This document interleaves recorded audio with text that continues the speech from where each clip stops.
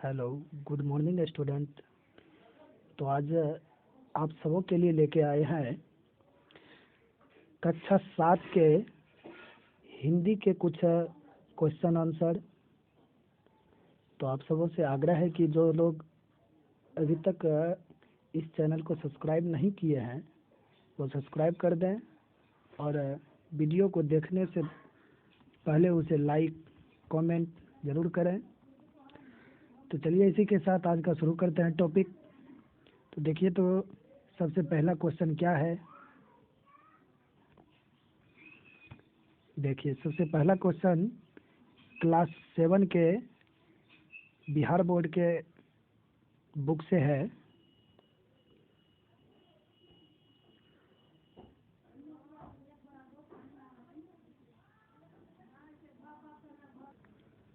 जी, तो देखिए, बिहार बोर्ड के कक्षा 7 का जो सरकारी स्कूल का जो किताब चलता है उसी से है चैप्टर नंबर 2 का क्वेश्चन आंसर, जिसमें से कि बहुत सारे बच्चे अपने शिक्षकों से पढ़ चुके होंगे और उन्हें ये सारे क्वेश्चन आंसर करा भी दिए होंगे। तो उनके रिवीजन के लिए ही ये वीडियो बनाने का मकसद है। तो आप लोग ध्यान से देखें और सबसे पहला क्वेश्चन देखें क्या है कि नचिकेता कौन था। जी हाँ, नचिकेता कौन था। तो देखिए उत्तर क्या लिखा हुआ है, थोड़ा जूम कर देते हैं ताकि ठीक से सबको दिखाई पड़े। तो सबसे पहला प्रश्न है नचिकेता कौन था। तो इसका उत्तर है कि नचिकेता महर्षि बादश्रवा का इकलौता पुत्र था। जी हाँ, इसी के साथ दूसरा क्वेश्चन है, कहता है नचिकेता क्यों दुखी हुआ, उसने अपने पिता से क्या कहा। तो आप लोग कहानी ही पढ़ ही चुके होंगे कि किस तरह से नचिकेता के जो पिता थे महर्षि बादश्रवा, उन्होंने एक यज्ञ किया था जिसमें से कि उन्होंने कहा था कि हम अपनी सारी संपत्ति को दान कर देंगे। परंतु यज्ञ के बाद जो है वो क्या कर रहे थे कि जो दुर्बल गायें हैं, जो सड़ी पकी हुई अनाजें हैं, वे सभी जो है ब्राह्मणों को दान कर रहे थे। इस चीज़ को देखकर नचिकेता काफ़ी दुखी हुआ, जिसके चलते कि उन्होंने इस तरह का क्वेश्चन, इस तरह का प्रश्न अपने पिताजी से पूछ रहे हैं। तो प्रश्न है कि नचिकेता क्यों दुखी हुआ, उसने अपने पिताजी से क्या कहा। तो देखिए उत्तर क्या है। उत्तर में कहा जा रहा है नचिकेता पिताजी को लोभवश बूढ़ी गाय दान देते देखकर दुखी हुआ। उसने पिताजी से कहा, पिताश्री, आपने तो इस महायज्ञ में अपना सर्वत्र दान में देने का निश्चय किया था, लेकिन आपने अपने प्रिय वस्तु को नहीं देकर बूढ़ी और दूध नहीं देने वाली गाय को दान कर रहे हैं। जी हाँ, तो अब इसी के साथ तीसरा क्वेश्चन है कि नचिकेता यमपुरी किस लिए गया। तो यहाँ से भी एक आप लोग पढ़े होंगे पहले कि इस तरह के जो है ना, मतलब बातों से नचिकेता के जो पिता थे बादश्रवा, उन्होंने गुस्से में आके अपने पुत्र नचिकेता को बोल दिया था कि जाओ, मैं तुम्हें मृत्यु के देवता को दान में देता हूँ। तो उसी पे आधारित है क्वेश्चन, क्या नचिकेता यमपुरी किस लिए गया। तो इसका उत्तर हो जाएगा कि पिताजी की आज्ञा पालन करने हेतु नचिकेता यमपुरी गया, क्योंकि उसके पिता बादश्रवा ने यज्ञ के दान में यमराज को नचिकेता का दान बोल दिया था। आप लोगों को अगर ये कहानी ठीक से याद होगी तो कोई दिक्कत नहीं होने वाली है, लेकिन किसी को अगर याद नहीं भी है तो कोई दिक्कत नहीं। आप लोग ध्यान देकर इस क्वेश्चन को पढ़ते रहें, ध्यान देकर इसको याद करते रहें, और जिसको ज़रूरत हो वो अपनी कॉपी या फिर अपने नोटबुक में नोट कर सकते हैं।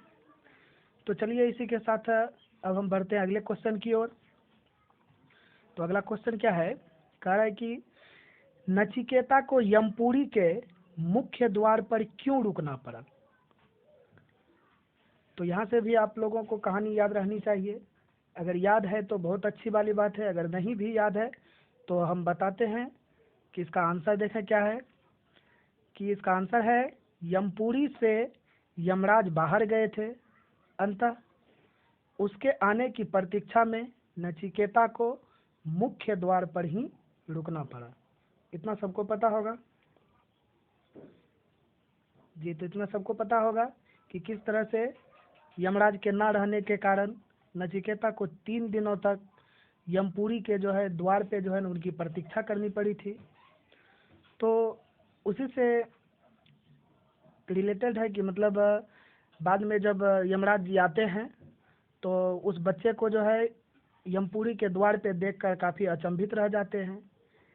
इसके बाद जाके उन पर उन्हें दया आती है और उनसे वे कहते हैं कि तुम 3 दिनों तक भूखे प्यासे मेरे द्वार पे खड़े रहे तो तुम मुझसे 3 वरदान मांग सकते हो।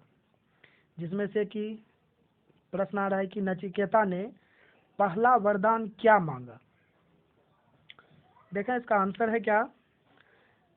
इसका आंसर है कि नचिकेता ने पहला वरदान में पिता के क्रोध को शांत होने का वरदान मांगा। पहले वरदान में उन्होंने मांगा कि मेरे पिताजी का वरदान क्रोध शांत हो जाए। जी हाँ। तो इसी के बाद जो है इसके बाद कहता है कि नचिकेता ने दूसरा और तीसरा वर क्या मांगा। तो देखिए अब क्या कहता है। इसका आंसर क्या कह रहा है कि नचिकेता ने दूसरा और तीसरा वर क्या मांगा। तो इसका आंसर है नचिकेता ने दूसरा वरदान में अभय देने वाली विद्या मांगा तथा तीसरा वरदान में आत्मा के रहस्य बताने को कहा। जी हाँ। जी हाँ। तो चलिए अब हम बढ़ते हैं दूसरे पेज की ओर। देखिए दूसरे पेज में क्या क्वेश्चन कर रहा है। तब तक आप लोग जो भी चैनल को सब्सक्राइब नहीं किए हैं वे सभी सब्सक्राइब कर लें और शेयर ज़रूर करें अपने दोस्त रिश्तेदार जो भी हैं उन सबको भेजें और उन सबको भी बताएं कि यहाँ पे ये चीज़ हो रहा है, आप लोग भी जुड़ें और इनसे लाभ लें।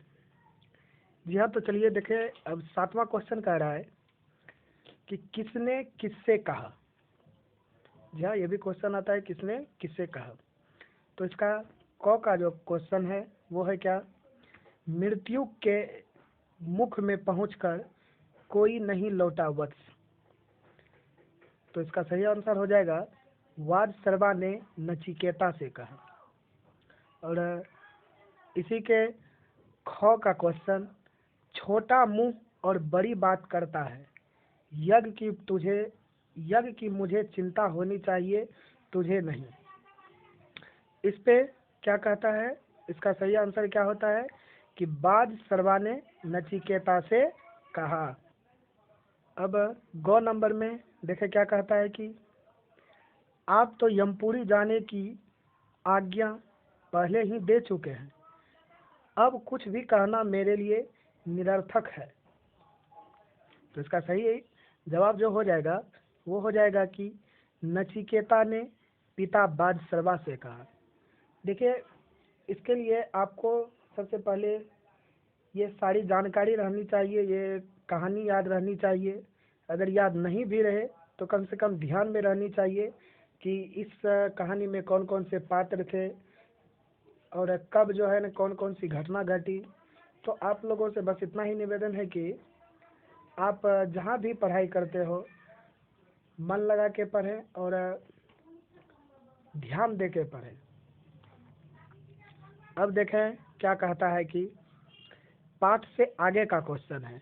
पाठ से आगे का क्वेश्चन है कि महर्षि वाजसर्वा अगर गायों को ब्राह्मण को दान में दे देते तो क्या होता। तो देखें इसका उत्तर जो हो जाएगा यानी आंसर जो हो जाएगा अब इसका आंसर हो जाएगा महर्षि वाजसर्वा अगर बूढ़ी दूध नहीं देने वाली गायों का दान ब्राह्मण को दे देते तो उनका यज्ञ सफल नहीं होता। ठीक, इसी प्रकार से दूसरा क्वेश्चन है, यज्ञ से क्या तात्पर्य है? यज्ञ से क्या तात्पर्य है? तो देखिए इसमें क्या है, कहता है कि उत्तर है इसका, यज्ञ का तात्पर्य होता है किसी कार्य के लिए विहित विधिवत यज्ञ, देवता का पूजन और हवन करना। जैसे पुत्र प्राप्ति के लिए राजा दशरथ ने यज्ञ करवाया था।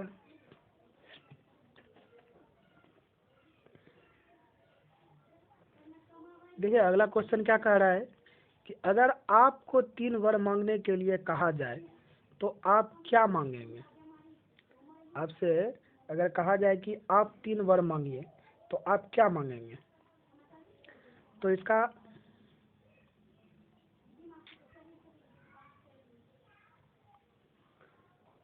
जो सही आंसर हो जाएगा वो हो जाएगा, अगर हमें 3 वर मांगने के लिए कहा जाए तो मैं निम्नलिखित वर मांगूंगा। सबसे पहले सद्विद्या प्रदान करें, सदैव निरोग रहें और अपने कर्तव्य पथ पर बढ़ते रहें। ये तो हो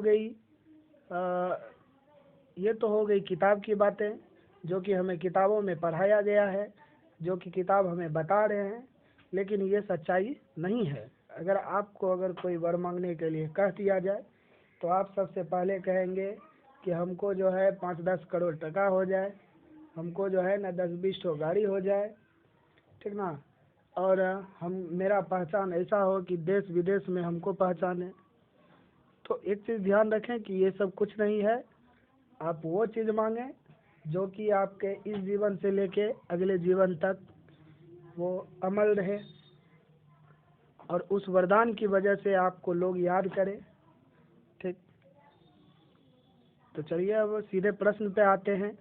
कहता है कि नचिकेता साधु प्रवृत्ति का था, साधु प्रवृत्ति से आप क्या समझते हैं?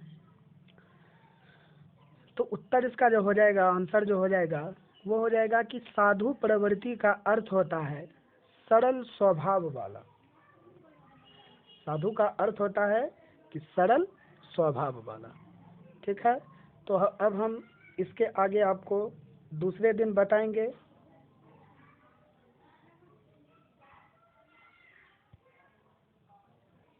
जी हाँ, तो इसके आगे हम दूसरे दिन बताएंगे। इसी के साथ आप लोगों से विनती है कि वीडियो को कमेंट करें, लाइक करें और अपने दोस्त रिश्तेदार सभी के पास जो है शेयर जरूर करें। धन्यवाद। जय हिंद, जय भारत।